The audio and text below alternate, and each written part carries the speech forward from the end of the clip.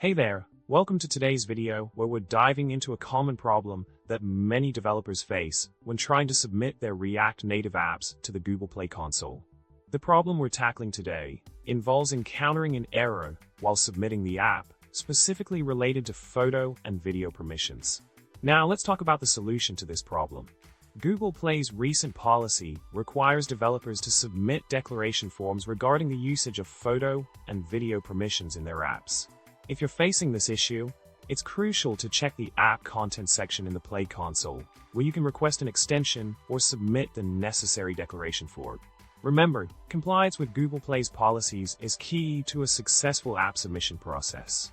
In summary, if you're experiencing difficulties in submitting your app due to photo and video permission errors, make sure to address the declaration requirements set by Google Play.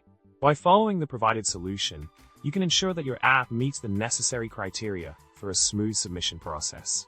And with that, we've come to the end of our video. Don't forget to subscribe, like, and leave a comment below. Thanks for watching, and happy coding!